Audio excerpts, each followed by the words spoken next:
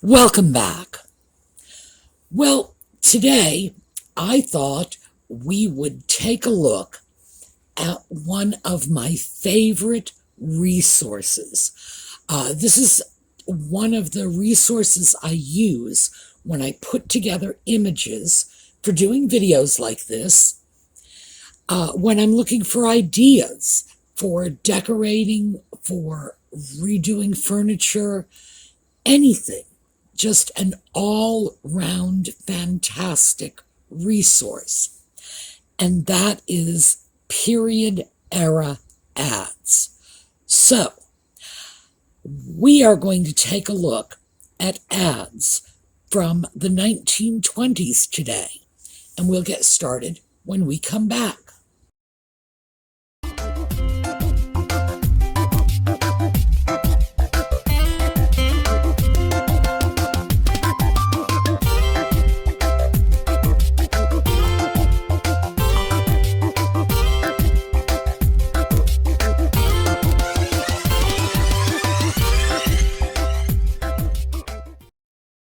Well, I thought we would sort of narrow our focus and not just take a look at every 1920s ad out there.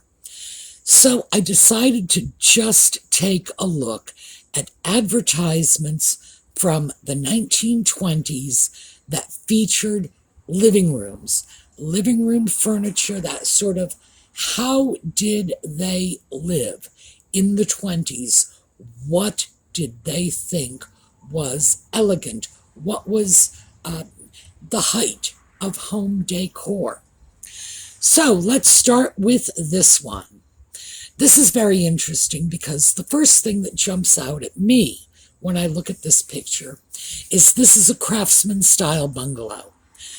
There are certain features that are just common to all of these houses. One of them is that chimney breast that protrudes into the room with a bookcase on either side and a high window above the bookcase. Very craftsman. Also, that picture rail molding running around at the height of the top of the doorway molding with a nice little sort of frieze board up over the picture rail molding and below the cornice molding. Now you can barely see a corner of the cornice molding at the top of the picture, right toward the middle.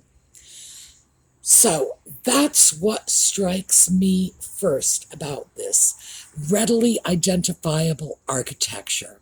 So if I were looking at ads, I could take a picture like this. I could use it for a variety of purposes, not the least of which is a good example of a well-decorated craftsman-style house. Other things. Notice the living room and the dining room, that's the room beyond the living room, the walls are done the same way. The flooring goes straight through. That's to be expected because this is a flooring ad. But still, the walls are done the same way. The furniture is in the same sort of walnut-colored wood. There's continuity. This is whole house decorating, and this is from the 1920s. So even though we tend to think that something like whole house decorating is what we thought up in like the 80s and the 90s, no, definitely predates. Some of the things, though, that I like about this picture are the way they've arranged the furniture. Some of the things here just scream 1920s to me. Notice the sofa is in front of the fireplace. It's facing the fireplace, and behind it we have a desk. Now, we're not always going to see desks. Usually we're going to see console tables of some sort, nevertheless.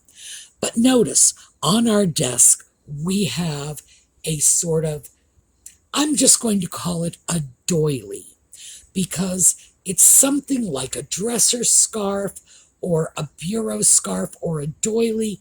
We saw this throughout the 20th century in various iterations, but it comes from medieval times when if they had a table, they were going to throw a carpet on it.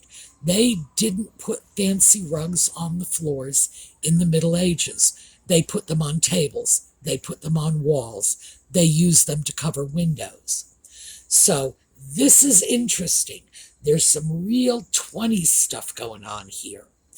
Notice also that in the doorway between the living room and dining room, we have portieres, those curtains that closed off the living room or the bedroom or whatever room.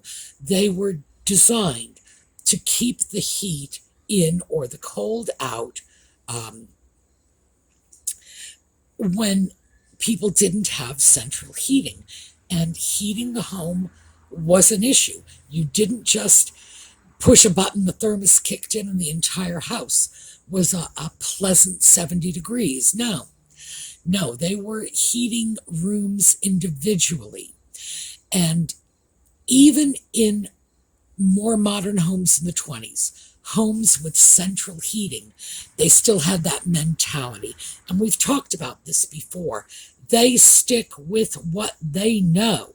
And they were used to portieres in the doorways. So they would have them there as a decorative accent long after they ceased to form a utilitarian function. Notice also, and we're going to go on to the next one because I've spent too much time with this, but notice next to the door we have a little side chair. Looks like it might even be a dining room chair. You're going to see a lot of that. All right, another ad, 1920s. Very different in some ways, very similar in others. So let's start with the similarities. We have the sofa in front of the fireplace, facing the fireplace. Instead of a desk behind the sofa, we have a trestle table. And notice, they have that little doily-like thing on top of the table. In this case, this is much closer to what a table with a carpet on it would have looked like in medieval times. They just draped the carpet over, the ends hung down, that was their thing, and we see that in paintings from that era, so we know this. Some of the things I like very much about this are, look at the carpets.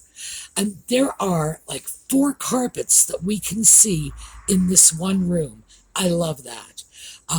What we could do is drop the Queen off here for tea, and she would feel right at home, because that's something they do in Balmoral and Windsor Castle. That's, if you want to find a quick and easy way to brand your home as classy, that's something to consider. Just an assortment of Oriental rugs, because that is something we do associate with these beautiful castles, these ancient estates, because they do have them.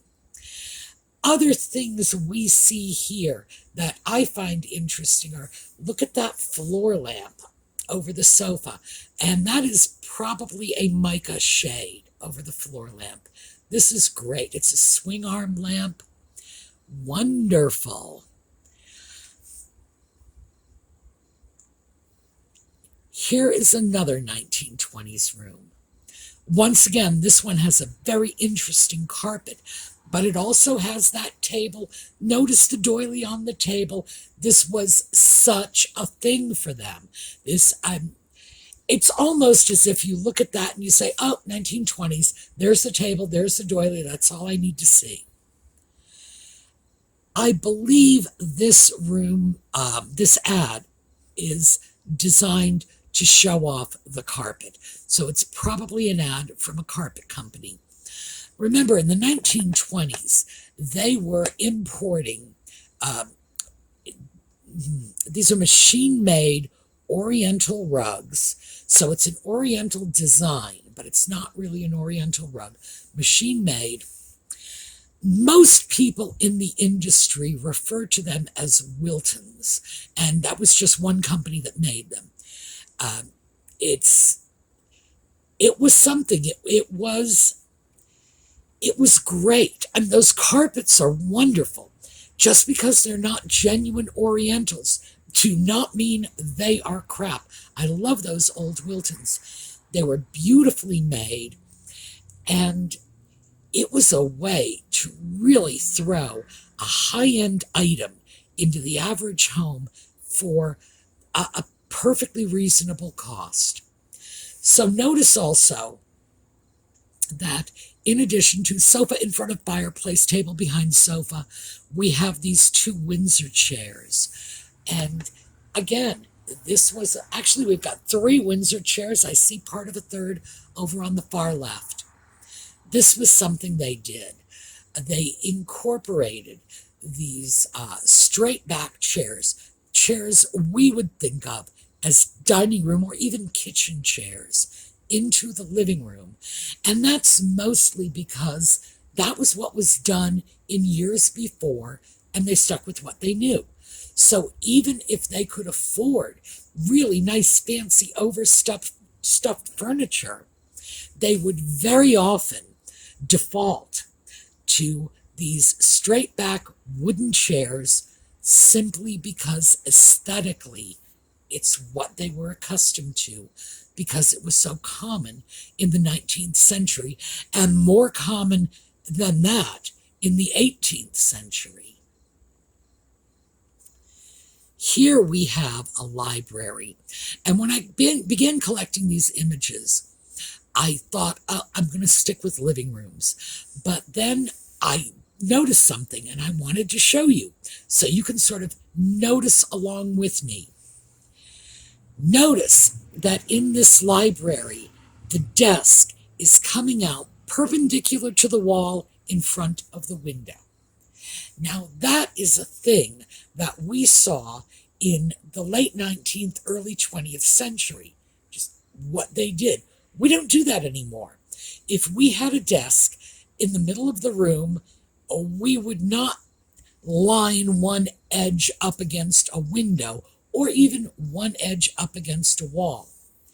But you're going to see more of this. And one of the reasons I decided to include this is when I was going through pictures, this is something that jumped out at me, and I had never really thought about it before. And that's another thing these ads do.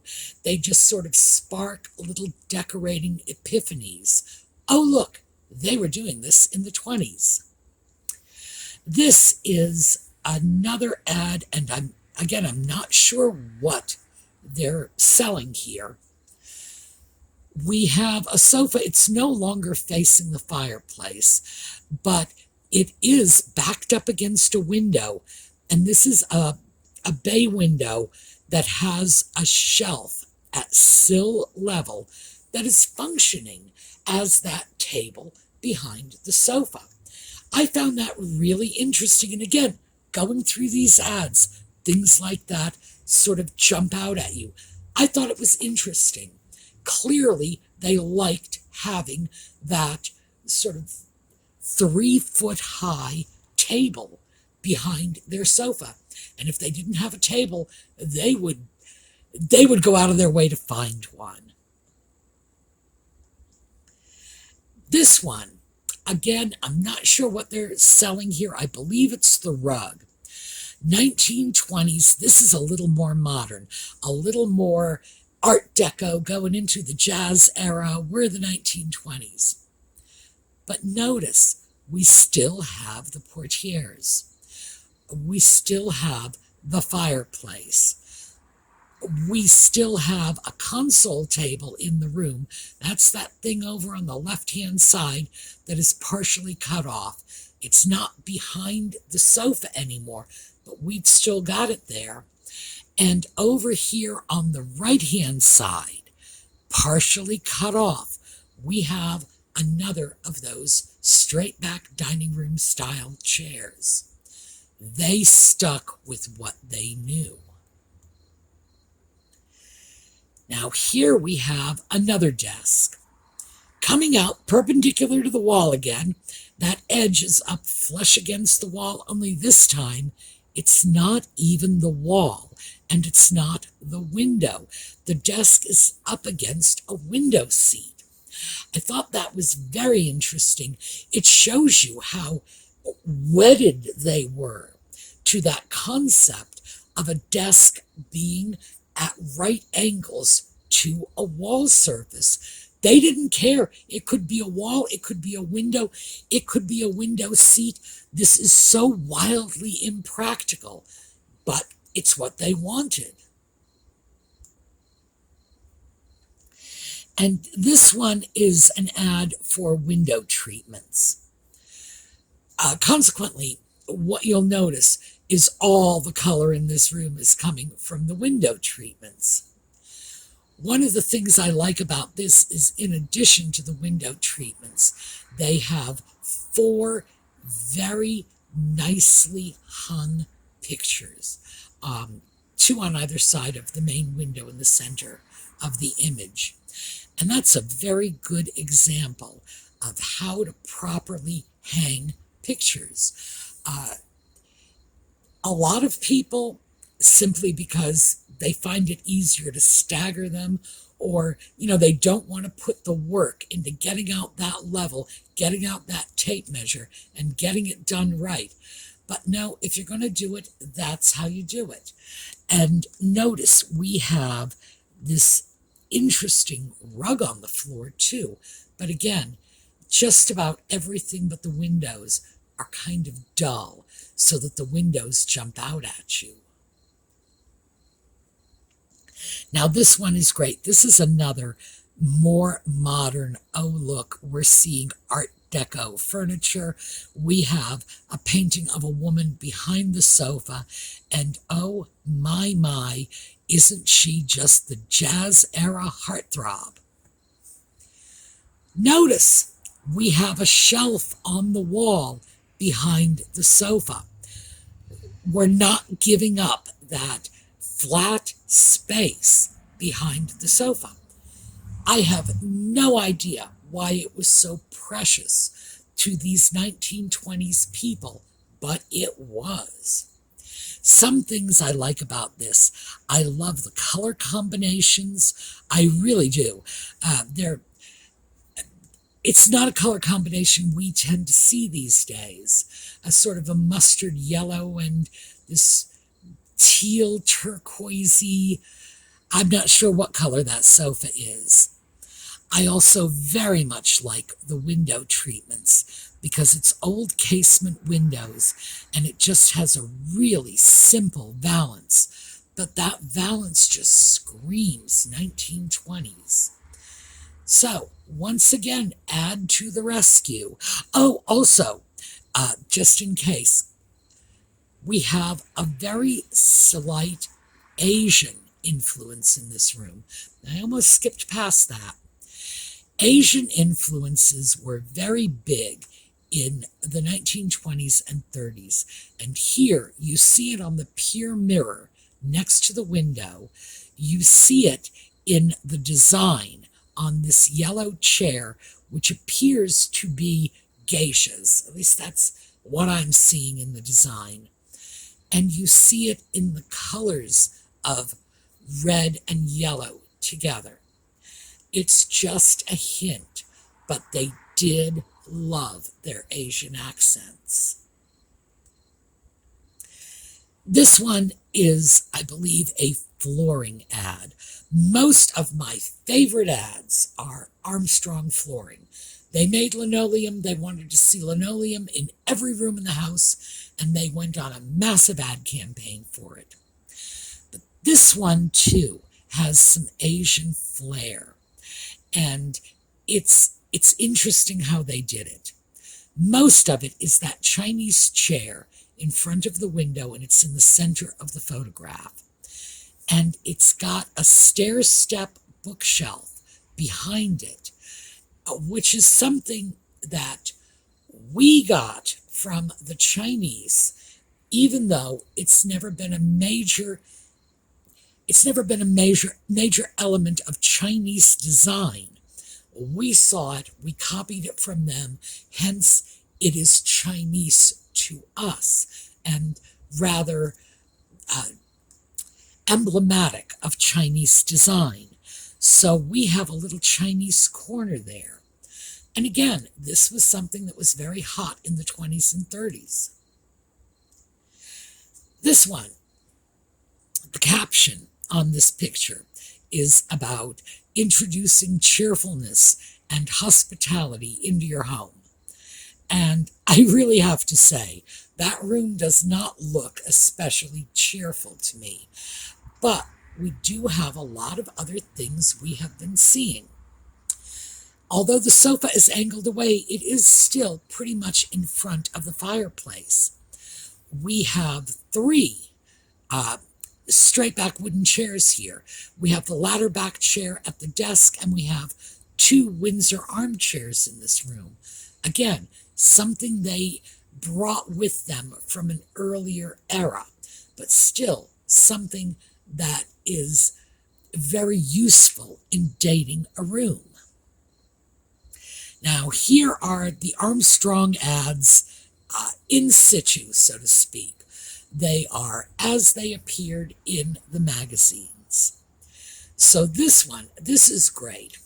Once again, we have a little touch of Asian, mostly in the colors, the black and yellow combination on the far wall. The color combination here is great because it's yellow and purple, two opposite ends of the color spectrum. It's used very effectively. What they are showing off, of course, is this floor, and it is a nice floor. So this does show you that Armstrong was determined to move flooring into the living room, the dining room, the formal spaces, and not just leave it in bedrooms, bathrooms, and kitchens. Once again, notice our Windsor chairs. Now, this is a great 1920s image because remember we've had the sofa in front of the fireplace with a table or desk behind it. Here we go. We got the table there. We don't even have the sofa in front of it. We've just given up on the sofa. This is interesting because this is probably not a living room. That table has two leaves, so even though I do not believe this is a dining room, the table is probably intended to open up. Perhaps it's a family room and the table would be used for games. Some of the interesting stuff here. We have a nice window seat. We have a floor that looks like it might be wood planking. And of course, this would be more sophisticated, thin wood strips, but it also looks like it's been painted. And we have two little pictures over the wall sconces above the fireplace. That is definitely something we do not do these days. Notice, though, we've got that pattern of little rugs. There is a large rug more in the center of the room, and we're only seeing half the room. That center of the room is at the bottom left-hand side. That's where you see the rug. But we do see other rugs, and once again, we have the portieres. More Armstrong. And this time out, we have a floor that looks like it was designed to be an imitation of mosaic tiles. We have a small sofa here. It's interesting because this looks like it was intended to be a Mediterranean style interior. So it looks like they're trying to strike a particular note here. Again, 1920s, we've got a sofa in the room perpendicular to the wall. Not sure what that's all about. We have a game table on the right-hand side, perpendicular to the wall, just like those desks were. There you go. Armstrong once again. And this floor is designed to imitate terracotta tile. Very interesting because we have that same craftsman sort of design here with the fireplace and the two high windows over bookcases flanking the fireplace on either side. We have a Windsor chair here. We have small rugs. It's not quite the same as what we saw before, but we are seeing patterns. Also, notice that we step down into this room. Now, because of these craftsman touches, the fireplace, the bookcases, the raised windows, we know this is the living room. We're not sort of stepping down into an enclosed back porch or something. Another interesting feature of homes of that era is very often they had different levels. One room might be noticeably higher than the adjacent room, to the point where they would have to build in steps up or down. It's a transitional thing. It's representative of the time before we got picky about this and put all our rooms on the same level. And it sort of bridges to the time when nobody even gave that a second thought. This is a sofa bed. Really interesting. I included this because, of course, it's an ad and it's a 1920s room. But this is what comes to my mind when I think of 1920s living room furniture. Just having seen so many genuine 1920s rooms when I was a child, boy, this is really what they looked like. So, good for these sofa bed people. This is a great ad.